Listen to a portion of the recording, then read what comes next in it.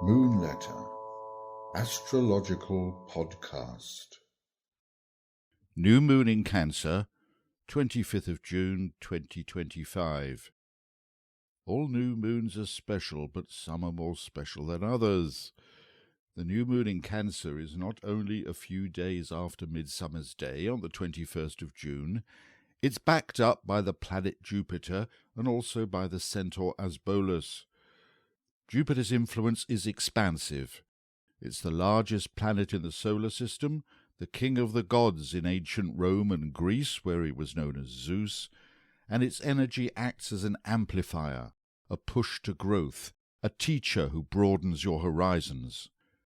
Cancer takes us into a caring space of enjoying family time, so this suggests that this position of Jupiter expands our sense of belonging and inclusiveness. At a deeper level, Jupiter in Cancer focuses our interest on our greater family, our roots, our ancestors, our sense of tribal belonging, and not just on our home life, but also on our environment, our planet, amplifying our care and sense of protection, the way we look after each other and the world. With all this going on in Cancer, there will inevitably be an effect on Cancer's opposite sign of Capricorn, the sign that is concerned with the structures of society, large impersonal organizations, governments, corporations, bureaucracy in general, reminding Capricorn that its rules and structures, while they are the basis of society, are not the be-all and end-all of life. For while Capricorn looks after the structure of the house, it's Cancer that creates the sense of home and family life. Jupiter will be transiting Cancer until the end of June 2026. And if that wasn't enough, there's the influence of the centaur Asbolus. In Greek mythology, Asbolus was a seer who could read the future from the flights and behaviors of birds. Astrologically, the influence of Asbolus is the ability to understand symbolic reality and to grant access to other probable worlds, past, present, or future. Around the time of the new moon you may notice synchronicities, meaningful coincidences. It could be a good time to consult the tarot, I Ching, or runes. It could also be a good time for visualization of what you want to achieve. But when Asbolus is conjunct Jupiter in the new moon in Cancer, we could also be looking at matters of protection. In practical terms, security issues are something we deal with as a matter of course, but with Asbolus we're looking at protection at the symbolic level, particularly protection of home and family. There are various ways of doing this, and I'm sure listeners to this podcast will have their own preferences, from smudging to checking the feng shui of your home, etc. In addition, there's another pattern involving the new moon. A yod from the new moon and associated planets in Cancer, plus Mars in Virgo, pointing at Pluto in Aquarius. Aquarius is the sign of democracy, and Pluto already seems to be challenging democracy and bringing issues to the surface.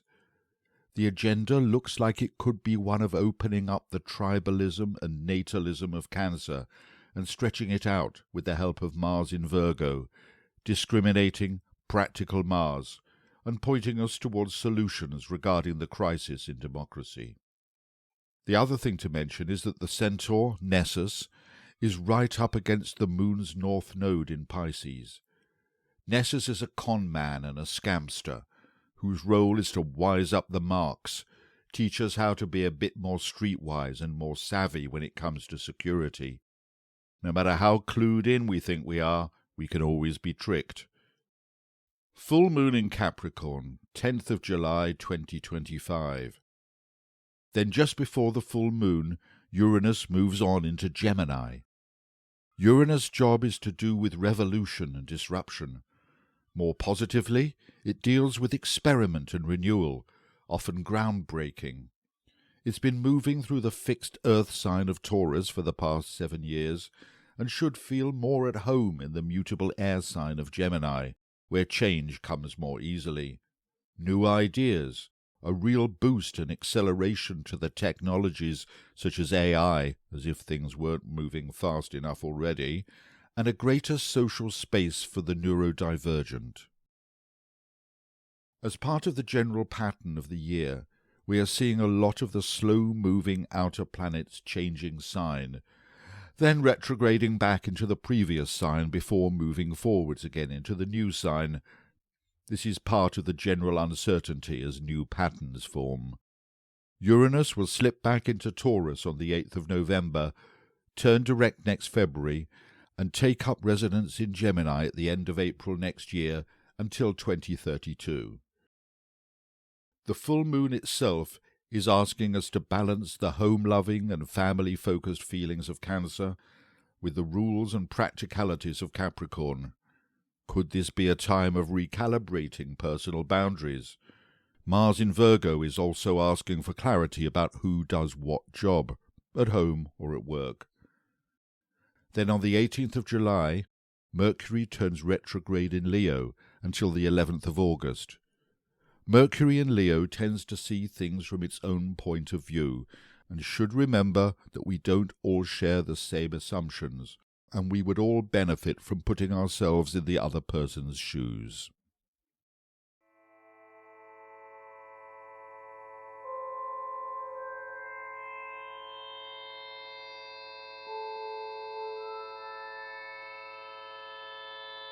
And for more astrological and spiritual musings, check out moonletter.co.uk.